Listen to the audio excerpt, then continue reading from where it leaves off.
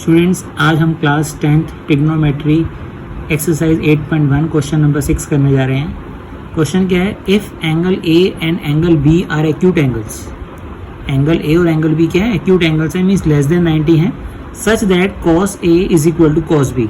और ये भी कहा हुआ है कि कॉस ए और कॉस बी दोनों इक्वल हैं।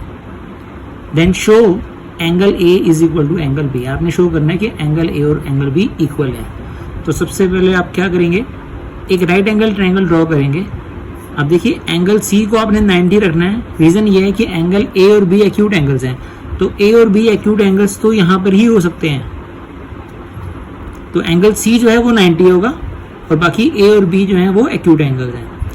अब पहले हमें कहा हुआ है कॉस ए और कॉस बी दोनों इक्वल हैं, तो सबसे पहले हम कॉस ए निकाल लेते हैं। और कॉस ए का फॉर्मूला क्या होता है? B upon H. कैसे याद करने का तरीका बताया था? पंडित बद्री प्रसाद हर बोले।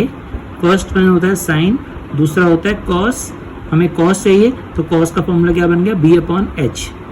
तो कॉस का formula B upon H. Base क्या होता है? Side adjacent to angle A. ये ए कहाँ से आया? ये वाला एंगल ए के जो बिल्कुल साथ वाली साइड है, एडजेसेंट साइड है, वो बेस होगा।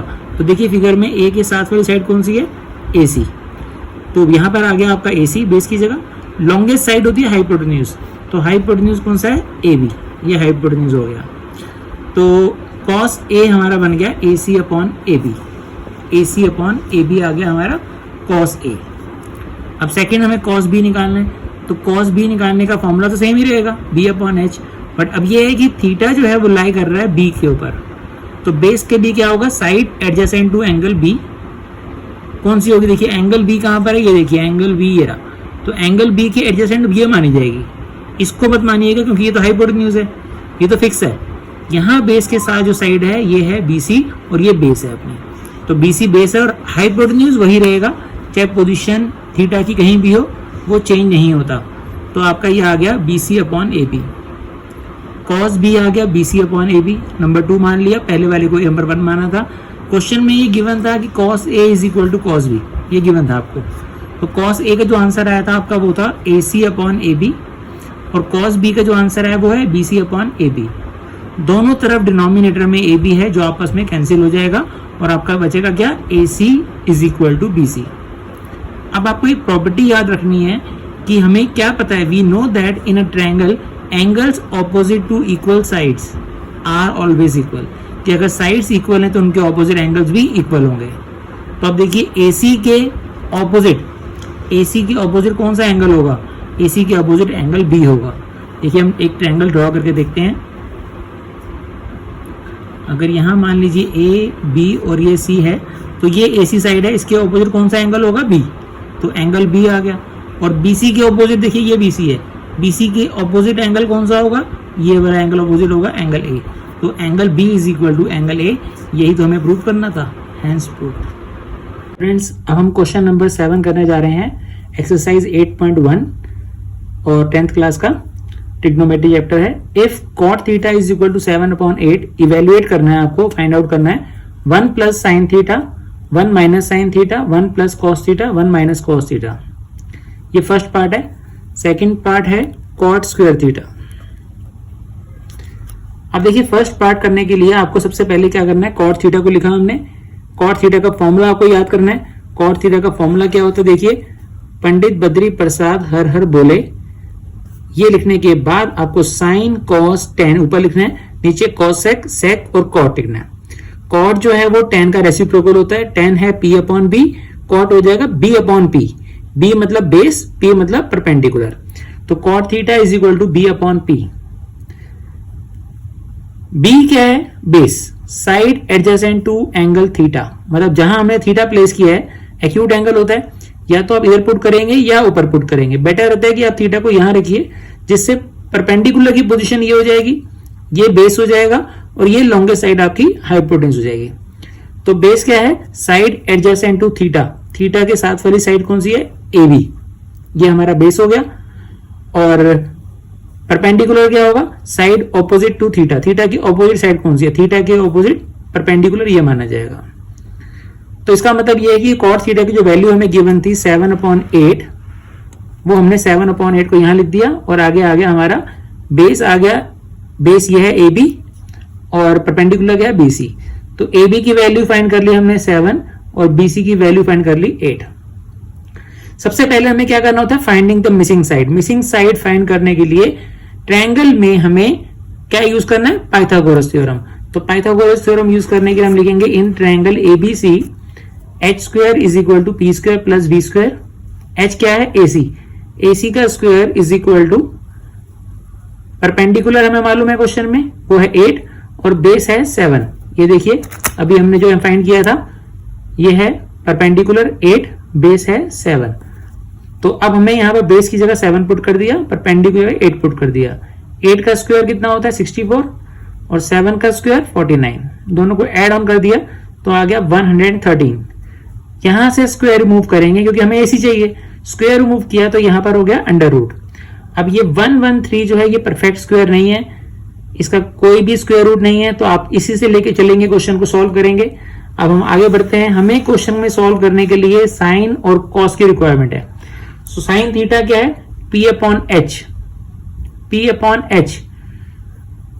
P means side opposite to theta, H means longest side. तो फिगर एक बार दोबारा देखते हैं, side opposite to theta, theta के अपोजिट साइड कौन सी है, देखिए ये वाली, ये कितनी है 8 और हाइपोटेन्यूज कितना है 113। तो हम ये वैल्यू पुट रिप्लेस कर दी यहाँ पर, परपेंडिकुलर की जगह 8 और हाइपोटेन्यूज की जगह √113। ये तो आ गया साइन थीटा। अभी कॉस थीटा भी चाहिए, तो कॉस थीटा है बेस अपॉन हाइपोटेन्यूज। बेस क्या होता है, साइड एडजेसेंट टू थीटा और हाइपोटेन्यूज क्या होता है, लॉन्गेस्ट साइड। तो हमने बेस की जगह क्या पुट करना है, बेस हमें दिया हुआ है थीटा का एडजेसेंट 7 और हाइपोटेन्यूज अभी हमने फाइंड किया था √113। तो देखिए हमने यहां पर cos थीटा की वैल्यू लिख दी 7 अपॉन √113। अब इसके बाद जो क्वेश्चन में कहा गया था 1 minus sine theta 1 plus sine theta upon 1 minus cos theta 1 plus cos theta find out करो, उसमें हमने जो वैल्यूज फाइंड की हैं वो वैल्यू पुट कर दी। 1 माइनस साइन थीटा की वैल्यू आई थी 8 upon √113 bracket close, next bracket में 1 plus sine theta 1 plus 8 upon √113 divided by 1 minus cos theta. Cos theta की वैल्यू आई थी 7 अपॉन √113। सेम यहां पर भी हमने कॉस थीटा की जगह वैल्यू पुट कर दी। अब देखिए students, a minus B A plus B, नीचे भी a minus B A plus B की आइडेंटिटी मैच हो रही है।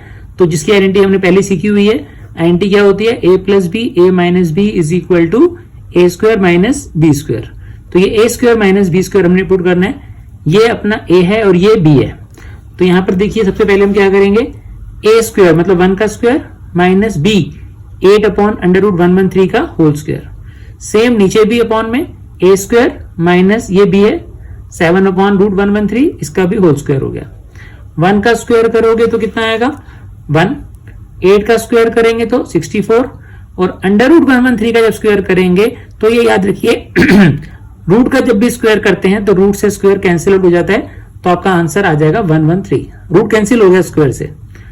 1 माइनस 7 का स्क्वायर 49, सेम यहां √113 का स्क्वायर करेंगे तो ये स्क्वायर से रूट कैंसिल हो जाएगा, क्या आ जाएगा 113। अब देखिए अब इनको आपने एलसीएम से सॉल्व करना है। ये 1 है, यहां पर आ गया 1 अपॉन 1, दोनों का एलसीएम लिया 113 माइनस 64 डिवाइडेड बाय, नीचे भी एलसीएम लिया 113 और 1 का एलसीएम आ गया 113, तो ये आ गया 113 माइनस 49। 113 में 64 माइनस करेंगे तो आंसर आएगा 49 अपॉन 113। 113 में से 49 माइनस करेंगे तो आएगा 64 डिवाइडेड बाय 113। अब देखिए एक फ्रैक्शन के नीचे दूसरा फ्रैक्शन आ गया, तो उसको सॉल्व करने का तरीका क्या होता है, नीचे वाले फ्रैक्शन को ऊपर ले जाइए, ये एज इट इज रहेगा, ये ऊपर जाकर रेसिप्रोकल हो गया 113 अपॉन 64। 113 से 113 कैंसिल हो गया, आंसर क्या बचा 49 अपॉन 64 इज द आंसर। अब देखिए सेकंड पार्ट भी था इसका, सेकंड पार्ट था कॉट स्क्वायर थीटा। आपके पास कॉट थीटा की वैल्यू पहले ही क्वेश्चन में दी हुई थी 7/8। डिफरेंस ये है कि यहां स्क्वायर भी है, तो आप क्या करेंगे, इसका स्क्वायर कर देंगे। और 7 का स्क्वायर कितना होता है 49, 8 का स्क्वायर कितना होता है 64। ये सेकंड पार्ट का भी आंसर आ गया। आई होप आपको समझ आ गया होगा।